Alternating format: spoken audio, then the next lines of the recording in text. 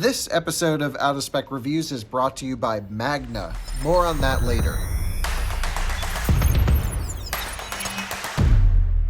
Hello, good morning, and welcome to another Out of Spec Reviews video. Welcome to beautiful northern Colorado, and welcome to the Ford F-150 Lightning. That's right, we are doing the 70-mile-per-hour highway loop-style range test that we do on every EV in our spot with this F-150. Excuse some of the combustion cars going by. We're gonna see how far this thing goes on a single charge on the highway from full to dead. So you guys know we do our range tests here. You've seen us hopefully do this with many EVs at this point. And well, let me tell you a little bit about the truck. I'll tell you a little bit about our testing procedures. And then of course, we're gonna hit the road once it fully charges. A lot of really interesting things here with F-150 Lightning. And keep in mind, this is not a full review. When we have exciting new electric cars like this, we actually break our full review into maybe 10 to 20 different pieces of content right here on this channel, our Out of Spec Overlanding channel, and our Out of Spec Motoring channel. And this is one of the first tests that I always do as a nice baseline to know what a vehicle does unladen without a trailer on a single charge. And it's a really great comparison point for us throughout our testing to see what it does. Now, onto the spec. This is an F-150 Lightning Platinum. It's an extended range. The Platinum you can only get in the massive battery. 131 kilowatt hour usable battery pack. Ford doesn't tell us the actual gross capacity. I'm guessing 140, 145. I don't know, somewhere in that region would be my prediction. We have a max charging rate I've seen of about 170 kilowatts, maybe 171, something like that. It's got a pretty low pack voltage. Dead, it's about 330 volts. Full, we're almost touching 400. And so with that relatively low pack voltage compared to maybe 430 volts nominal, something like that in a Rivian R1T, you need to dump a lot of current into this thing when you're fast charging it. Now, the nice thing about this particular truck is we actually have the max trailer tow package, which adds an additional AC compressor in the cooling loop to help cool things down. And we're certainly gonna be putting it to the test because it's a warm week and we're gonna be maxing out this truck's payload, maxing out this truck's towing capacity. And the interesting thing with this particular spec that is an interesting baseline, I think we could say, is it has these 22-inch wheels that come on the Platinum. And that means that its EPA rated combined range drops from about 330 miles in the extended range normal variants to about 300 miles. Somewhere around there, these 22-inch wheels really kill it. And hard to say if that's the extra equipment that comes in the Platinum or the wheels or a combination. My guess is a combination of everything, but let's just say this is not the longest range spec you can get on an F-150 Lightning. So if you're getting an XLT or a Lariat, or even if you're a fleet customer and getting a Pro with the big battery pack, well, you're certainly gonna go farther, probably in the same conditions than we would today. That's at least my guess. The F-150 Lightning only comes in one configuration. I don't need to tell you too much about the truck, but I do just wanna show you totally, unladen. We have nothing in here whatsoever. It is just sort of the raw shell, couple little bits and things inside for filming, my laptop, a tripod, nothing that's really going to affect our test massively. Gorgeous interior here in the Platinum, although, and maybe I'll talk about this in future videos, this is not the trim I would personally go for. Although it all looks really nice, this truck only has 1,500 miles on it, which is great because it's a new truck and it's fresh and we got a brand new battery to play around with. Battery's only 3 months old. I also can get all the nerdy data off of this, so I'll show you all of that. But I've just seen on the combustion Platinum trims, like all of these seats, like this is just really squishy. They don't wear very well. And so for me, I wouldn't go Platinum. I would go probably Lariat extended range, or if you could find one, honestly, a base work truck would be awesome. So let's talk charging really quick. Right now we're at a ChargePoint CPE 250 charger. These are notorious for only outputting 200 amps, and with really low pack voltage, you can see it's only delivering 60 kilowatts to the truck. Interestingly, whenever I've DC fast charged an F-150 Lightning so far, the fans kick on, the pumps kick on to try and normalize the battery pack temperature across all of the cells. So their cooling technology seems to be a step ahead of the Mustang Mach-E. And I still have some charging stuff to figure out. I did a 0 to 100% DC fast charge last night, except I didn't because, yeah, I couldn't actually get it to charge to 100%, even when I set the one-time charging limit. I'll explain that here in a bit. Anyway, I know this is kind of rambling on, but the gist here is we're going from 100% to dead in an F-150 Lightning Platinum at 70 miles an hour in literally the perfect conditions. So let's see how this does. So let's talk testing procedures, shall we? Well, first off, I set the tire pressures just before I came over here. Always swing by Discount Tire, and the truck recommends 42 PSI when cold. That was only a mile away from the office, so I would say the tires were cold. We're good to go there. It is warm today though, so it's about 80 degrees right now, and the sun is strong, not a cloud in the sky. So we are gonna close the sunshade in the truck just because this one has the glass roof to reduce the thermal load on the AC system on the inside.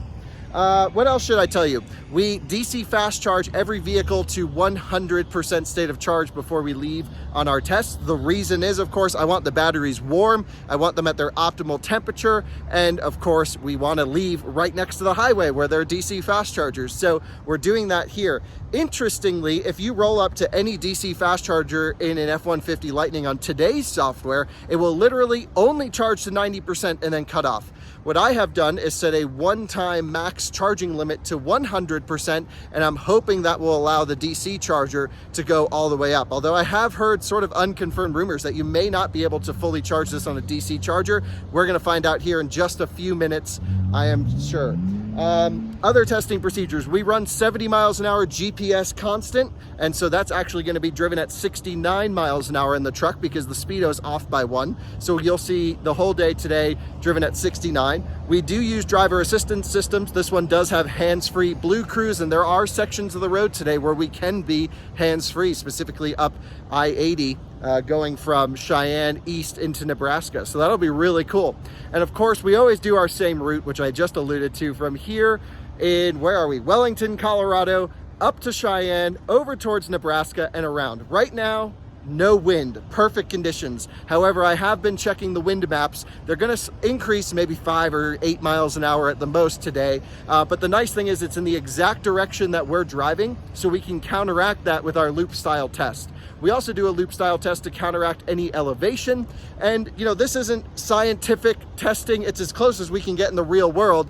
But it's a great idea to say, okay, well, in these conditions, the truck went this far. Of course, I'll be running the other versions of F-150 from standard battery pack to the different wheels that come on XLT and Lariat. And we got a lot of F-150 Lightning stories coming for you. Some insane stuff. I can't wait to show you what we're doing. You guys know I just got my Rivian, so we're gonna be doing a lot of F-150 versus Rivian, but we need to really benchmark this truck first in our tests before we do the real fun stuff. This episode is proudly brought to you by Magna. Magna is a mobility technology company that is super unique because they touch every aspect of almost every car in the market, especially a lot of electric vehicles, and they even can produce vehicles from the ground up.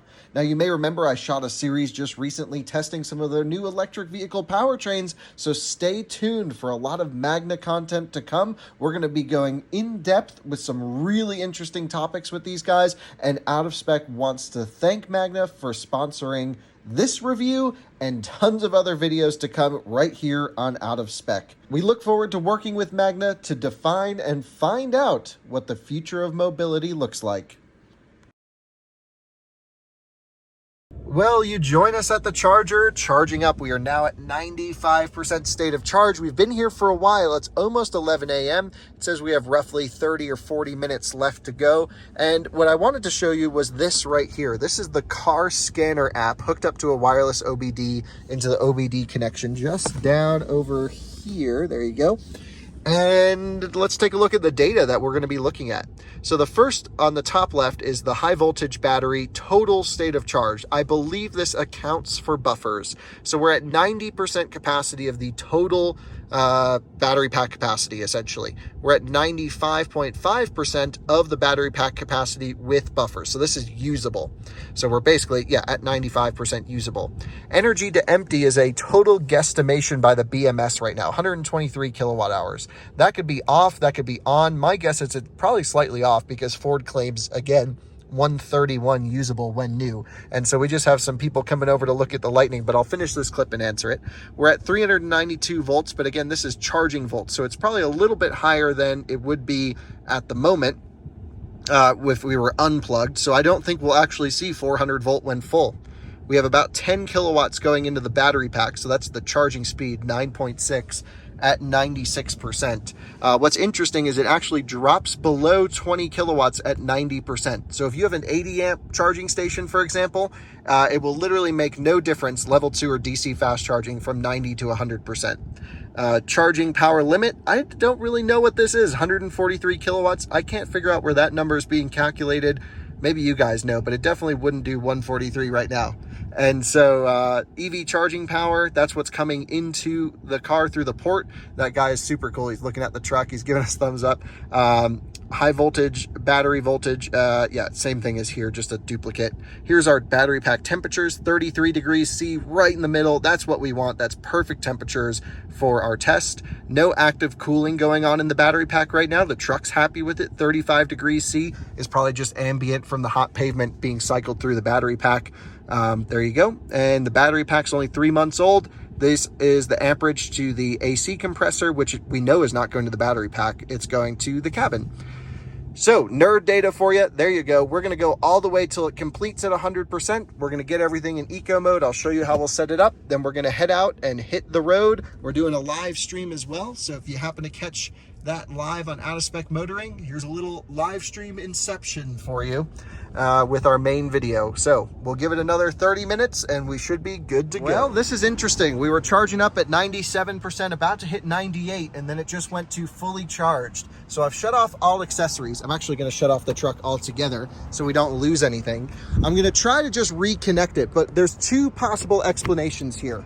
The first is, let's take a look at our stats here. We added 50 kilowatt hours. It was $30. And let's see, we were here for since 9:38 to 10:13 a.m. That doesn't make sense.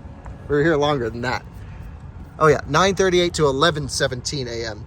Okay, so what I'm going to do is try to reconnect. Two possible explanations here. The first is the BMS may not be totally calibrated on this. This is a review truck. It was on the first drive, I believe. It's been full charged. It's been moved all around. It hasn't really seen the bottom end of the battery pack much. And so it may not be totally calibrated. It may have just hit top pack voltage on one of the bricks. So what I'm doing is just letting it sit for a minute or two with no accessory load on, maybe bleed some of the individual packs over the modules in the battery pack, and we'll see if we can pull it up a little bit more, get some more energy into it.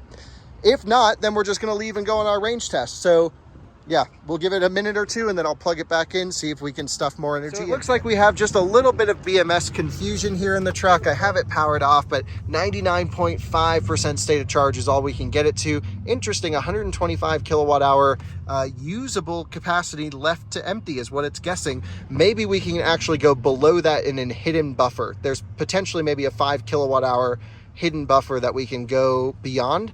This number might be referencing the state of charge display instead of the actual when the high voltage battery will cut off. That's the only way that'll make sense to me. So let's get this unplugged because we can't get any more juice in it even with the one-time charge limit set. I'll get the live stream guys set up on the right tripod. We're gonna hit unlock and it's time to finally head out on the range test. Hell yeah, can't wait. I have no idea what to expect. Almost perfect conditions. We got the sunroof shade closed. I'll go through the settings and then we'll hit the road. And thanks to some viewers for stopping by. That really appreciate them coming to check out the truck. Actually, quite a few people came over today to look at it, which is amazing. 320 miles of range projected. That's after resetting the EV driving history. Let's get everything set the way we want it. So truck on, we got to reset our trip computer right away. Come on, trip 1, hold to reset, boom. Great. Air conditioning, auto 1, air conditioning on. We're going to go make sure we're on the driver focus mode. We are. What else we got to do? Make sure we're in normal mode. We are. Headlights, auto. They're not going to run anyway. Shifter up. Temperatures looking good. 33, 34 degrees-ish. Battery temp in the middle on the display. Motor temps look good. Let's go do this thing. Heading out. Range test, baby. I'll update you along the drive. So here we are pulling out of the fueling station and charging station. We have 320 miles of predicted range on the screen.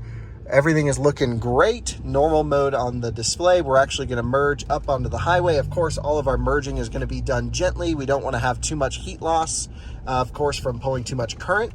And yeah, so amazing. I'm really curious to see how this truck does. I have no idea what to expect. No tinted windows, so the AC is going to have to work a little bit today. Being warm, I think it might actually be 88 degrees outside after stepping out there. It is toasty. Even though I have a almost full charge, it's still regenning quite a bit, and then it also blends friction brakes in one pedal drive mode. Almost no distinction at high state of charge in one pedal drive between sort of a full charge or not full charge battery pack. Feels pretty good. We're going to merge up onto the highway. We're going to hit 70 miles an hour by the end of that on-ramp, as we do in every test. And then we're going to set the cruise control at 69 miles per hour because that is a 70 mile per hour accurate speed according to everything we have here. Our driving settings, one pedal drive on, won't make a difference. 2 permanent magnet motors in this particular truck with no clutch disconnect, which means both motors are engaged all the time. Not necessarily the best strategy for efficiency, but with such a big battery pack and such a big truck, it's actually probably the correct decision. Also considering Ford products will get run hard and to high mileage. Even with a clutch disconnect and reconnect, that is a wear component over time. So I think they took the right approach, just having them 2 motors connected all the time, and basically the same motor, but a slightly different gear ratio, where the rear axle has a little bit of a low end grunt. Front motor can be prioritized on the highway, but you can't really shut any of them off like you could with an induction motor. All the Harleys going by. Let's get up to 69 miles an hour. And there we go, 68, 69, right at the end of the on-ramp. Perfect. Locking in the adaptive cruise control. Blue Cruise might become available. There it is, hands-free.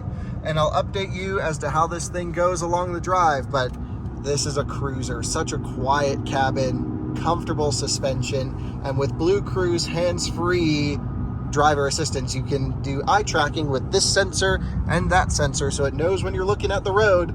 And you actually don't even have to touch the steering wheel, according to Ford. And so, I'm here just to cover it, but cruising along nicely and looking forward to seeing how this does in our test. I have no idea what to expect, but it's definitely predicting over EPA, even with the 22-inch wheels on this truck. Well, you join us at 79% state of charge with 245 miles of projected range. Actually slightly windy out. We have a slight tailwind right now as we head west. We're also in a construction zone, which isn't great. So what is going on here? Thankfully, I don't think these construction zones last too long, and according to the other side, we should be good and free. So 1.9 miles per kilowatt hour so far, 47 minutes, 35 seconds into the test. We've driven about 50 miles, and we have well over 75% state of charge, 79 right now. So let's get out of this construction zone, get it back up to 70, and we'll try and turn around probably around maybe 58 to 60% state of charge, just because we're going to have a little bit of a headwind coming back. But man, this is a lot longer of a construction zone than I would like, and it is something we do need to factor into the results for sure. We're doing about 50 miles an hour. Maybe I'll bump it up to maybe 71 or 72 miles an hour just to try and compensate a little bit on the return, but this is real world testing. And now we're doing something I really hate to do because it's not accurate. We had about, a couple miles of that roughly 50 mile an hour zone. So for just a few minutes to try and compensate, I'm going 77 miles an hour GPS just to try to make up for a difference. It's not extremely accurate. With this range test, we'll need an asterisk just because of that, but I think it should be at least doable, manageable, and let's hope that works. So I don't know if you guys can see this right here, but our battery temperatures have gone just a tick over center, and our battery pack temperature maximum is 35 degrees C. So it seems to me that around 22 degrees C, it was just a tick to the left. So anywhere between 22, 23, and 35 degrees Celsius on your battery pack temperature is normal, right in the center. That's the range where the gauge doesn't move. As soon as something hits 35 degrees Celsius in the battery pack, it goes a tick to the right. Still well within normal operational range, but something to be aware of as we start to figure out what these gauges mean. Well, some tense moments now. We're at 56% state of charge, which is right about where I want to turn around and go. I don't think we're too far from the next exit, but if you take a look, we're on this sort of single lane, two-way traffic here. So let's hope the exit is not blocked, because it's another 7 or 8 miles to the exit after, which of course we have to go round trip.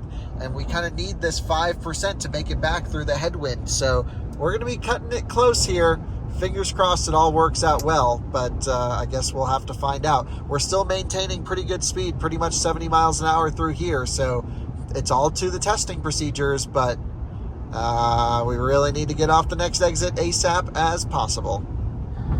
And we are approaching our turnaround point. I actually wanted it to be the previous exit, but it was closed, so we're getting a little tight here, 53%, which means we don't actually have a crazy amount of buffer to get through that headwind, but we're going to keep doing it. We were actually able to manage 70 miles an hour the whole way, even on the single lane, so that worked out great. You can see those trucks were going right about the same speed. Just kicking it off of 70 miles an hour here. Not going to try and regen too hard. We'll just coast our way to a stop and then gently merge back onto the highway around. I want to make a couple comments about the F-150. The driver assistance is really good. I've actually not been using Blue Cruise right now, just because the dinging, it sometimes doesn't track my eyes so well.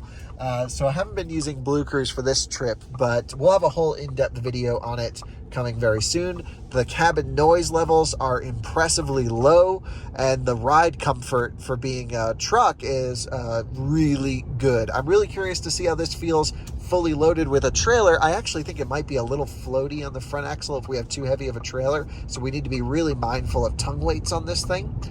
So now we're just going to loop around, try and carry a little bit of speed through here onto the highway. So ripping it through, and off we go. Gentle accelerations back to 70 miles an hour, and we head back to Wellington, Colorado on the loop. Oops, gotta kick the live stream back on, come on. And if you're curious how the whole test went, you can of course watch the full live stream. Let's duck in right behind this truck, and off we go to Wellington. We have reached 50% state of charge. It just dipped to 49. We have traveled 134.4 miles in just about 2 hours, 2 miles per kilowatt hour. I'm going just a tad over 70 right now, just to try and compensate. We ran a little bit under 70 during that construction zone. So for about 2 or 3 minutes, I'm just going over. This isn't the best scientific range test we've ever done. It's not the perfect driving conditions, and it's quite warm outside, 91 degrees. So take it as a baseline test for F-150 Lightning, but still, you know, within reason of what you can expect in the real world at 70 miles an hour is what we try to get to. Truck is expecting 142 miles of range remaining, which is great because we'll need most of that to get back to where we're going. Not all of it, of course, so I think we should be just fine. But I'm expecting that 2 miles per kilowatt hour. Perhaps we'll drop down to 1.9, 1.8 with this headwind. We'll see. With a car, or truck I should say, with such a huge aero profile as this, wind really will affect it. But we'll see what happens in our test. And we have reached 25% state of charge, cruising along much better on the return, no obstructions, just 70 miles an hour. I think we've had a total of well under 10 minutes of under 70 miles an hour. And of course, I've cranked it a bit. Again, wish it was a little bit more scientific, but this is real world testing. Close enough, closer than I think any other outlet's gonna get. So 25% state of charge, 66 miles projected range. We've driven 195 so far, 2 miles per kilowatt hour. We're rolling up on that 3-hour mark. So this thing is just cruising and cruising and cruising. So silent, so comfortable. I wish I could run the massaging seats, but it's not to our standard testing procedure, but the seats are pretty comfortable, and we're going to make it back to the Charger, I think, with just a couple percent, but no problem at all. The EPA highway range for this truck is about 260-ish miles, something like that, and I think we're right on track to hit the EPA highway number, which would be awesome. So let's see how this thing does as we come in towards the final stages. And we got our first warning, driving range low at 50 miles. This is actually user selectable. You can choose, I think, 50, 30, or 20, or maybe 15 miles for this warning to pop up. What it does is it leaves your battery capacity in yellow and tells you 50 miles of range. We also happen to be at 19% state of charge and 49 miles of predicted range remaining.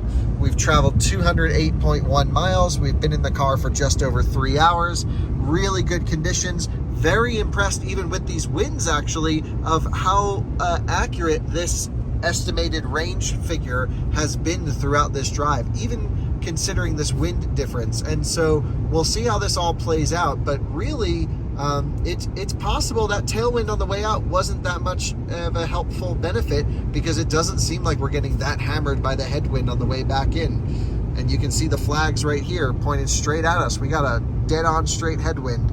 So let's see how this all plays out. And you join us on I-25, where we have 27 miles of predicted range and 28 miles to our destination. We turned around just in time and possibly a little bit too late. Now, no question I can get the truck to the charging station without issue. I would just slow down a little bit. However, this is a 70-mile-an-hour test. I don't want to come off 69 miles an hour. There we go. Sorry, I was at 68 by accident for a half a second. And, don't want to come off this speed. So what I think we're going to do is just keep driving.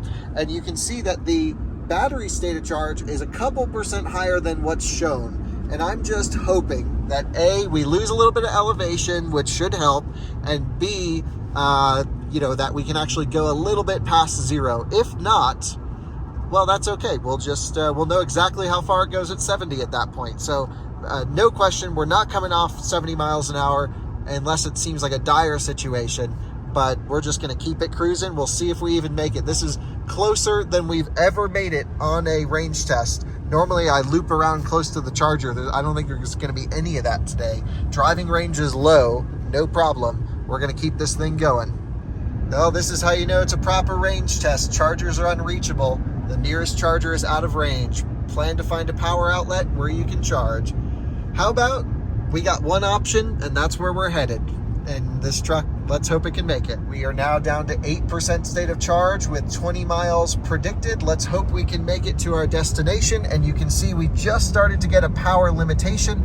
That's this 90 right there. So Ford is really transparent about how much total available power is able to be pulled out of the battery pack given different circumstances. And I'm really pleased with that. I really like knowing what's going on. I had it down to 1% yesterday because I was doing some charge testing, and it was still giving me 50% power at 1%. So this is not a Polestar Volvo situation here. This thing still gives us great power, great acceleration, all the way down to the point of it just about running out of juice. So fingers crossed we can make it. I'll let you know how this works. Well, we are just arriving into Wellington. Around this corner is our exit. We've made it with 1% state of charge right now. We've averaged 2 miles per kilowatt hour. Of course, because we turned left to go down south, we had a crosswind instead of the headwind, and we're pulling off the highway here in just a moment. We've driven almost 4 hours at 70 miles an hour. So, the range is good. And keep in mind, this is the big 22-inch wheel version with all the options, so it only gets better from here with the big battery pack.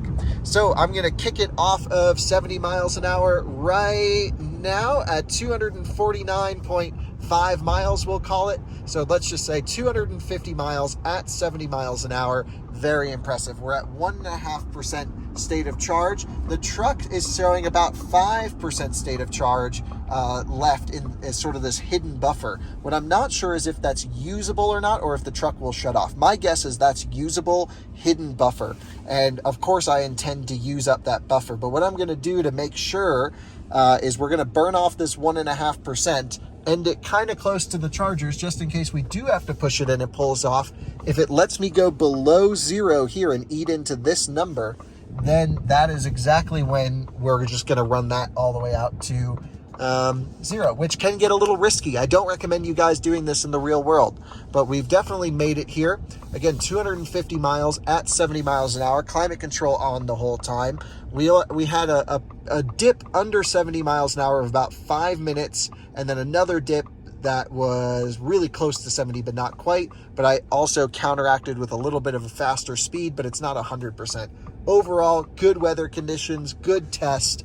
And so, still 75% total power available at 1.5%. Very, very impressive powertrain calibration. And that leads to confidence while towing at low states of charge, because, that could get real shady if you have a big trailer on, you're down to 1%, which you're going to need all the range you can. You need the juice to pull it, and this for sure has the juice to pull it. So let's just keep driving on my little side roads around here, and we'll go until it runs completely out. But essentially, we just need to see if we can burn off that into this hidden buffer below.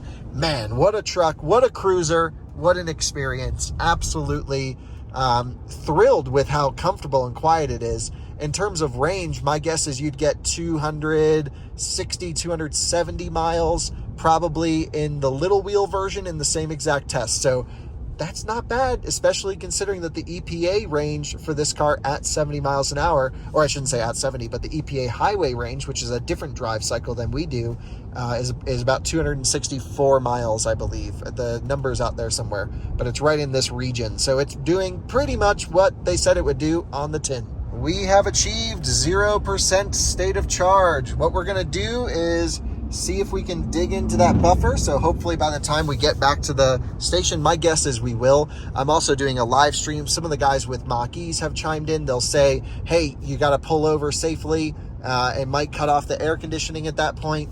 But I think we're still going to try and use up that 4% if we're able to. Then we'll plug it in and juice it back up. I highly recommend, if you're ever this low in an EV, to not let it sit. Really plug it in as soon as possible. But look, we're still maintaining good speed here, 55 miles an hour. And man, 1 mile of projected range remaining, still 65% total power output at 0% in 100-degree weather with the AC on. We always run climate control for our test.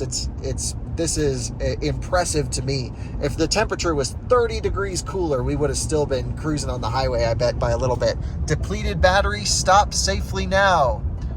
And it's dinging at me, but we still have juice. So here we are, 0% indicated, but we're still eating into this buffer. So I think we're good.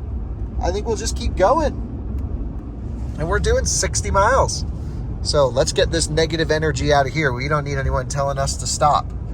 We're going to run this thing out to true zero to get the full range test number for you guys, as we always do. And the climate control just shut off right here, but we're still going. So we're at 45% power available. Still seems like plenty of life left in it. We still have 3.3% state of charge. I assume usable at this point. Maybe that assumption will leave us stranded. Maybe it won't, but we'll just keep running up and down this road until we use every single little drop the F-150 has. 30% power available now, and but still no indication of turtle mode or anything like that. I'll keep you updated. Battery temperature's warm, 40 degrees Celsius, but that's just because it's 100 degrees outside, teetering between 99 and 100. And I think the live stream is enjoying this. So let's see what we come in at for the final tallied number. So far, we have traveled 258.3 miles. We have a 20% power cut right now and 2.23% remaining of that hidden buffer. Again, we're really relying on that BMS data right now to keep us from completely running out. The big problem with that is I don't really think the BMS is that calibrated. So it is very possible we can run out anytime, any moment. Thankfully, you can see we're kind of in the middle of nowhere. It's not the end of the world. We're off the highway, and that would be kind of interesting, but I'm taking it a little bit easier. Climate control shut itself off, of course, and I'd really like to see this below 2% state of charge. So I think what we're going to do is just go right up here to this little bridge turnaround. We'll loop around there, and then we'll head back to the charger and maybe keep driving. I don't know. We'll see. Go until it feels like it's about to. Okay, it has completely died, so no power at all, just a tiny bit. We're going 18 miles an hour. This is all she's going, and the charger is in sight, so hazards on. Oh, I just need another couple 100 feet. Come on. Another couple 100 feet. Seriously, that's all I need. Oh my goodness. This is the first time it's gotten this low. I'm going to do a stop and then restart situation. Let's see what happens. So it's completely dying at the entrance to the charger. People have plenty of room to get around us. And it's out right here. Okay, so vehicle shut off, depleted battery. So let's go off. We're literally at the charger entrance. I can see it. Let's go on. Okay, so 2 kilowatt hours left. I'm guessing it doesn't let you do more than 2 kilowatt hours. And it won't let me put it in drive. Okay, I'm going to let it sit for a minute, shut it off, lock it, restart, and then we'll see if we can do this thing. Anthony, can't thank you enough, sir. Yep. Viewer of the live stream came in to help me out to push this thing. We just got to get it into the parking lot. So, out of breath. Thanks, Anthony. Yep. Thank you for driving. Thanks to the cop for helping us push.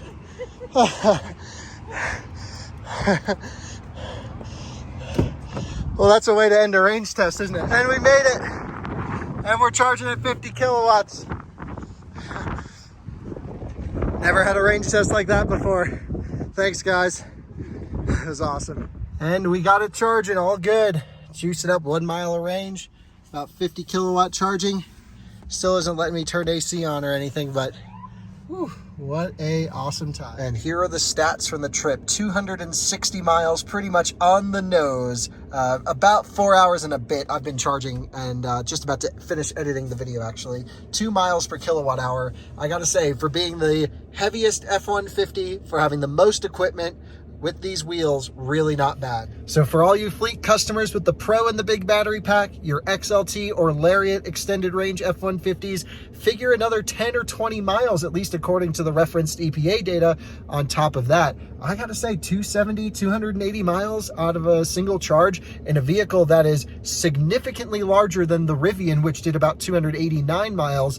It's right in the same ballpark, and for being, again, the least range spec here with the big battery, that was good. I'm looking forward to testing the standard battery into the future, but I would say that's impressive range for the size of this truck and for the usability and capability, impressive powertrain management, and a huge thanks, a massive thanks to Anthony and his family for leaving their daily lives to come out literally within 5 minutes of me running out and helping me push this into the charger. Just absolutely legendary people. A legendary range test. The first time we've ever run out, but I was trying to squeeze everything out for the F-150 Lightning, and we got that 260.1 final number, 70 mile an hour highway range test.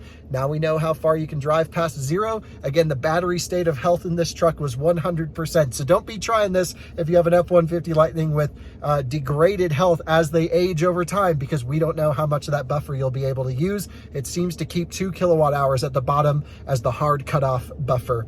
Hey, thanks for watching another Out of Spec Reviews video. Plenty of Lightning content to come over the next few weeks. We'll see you on the next one. Bye-bye.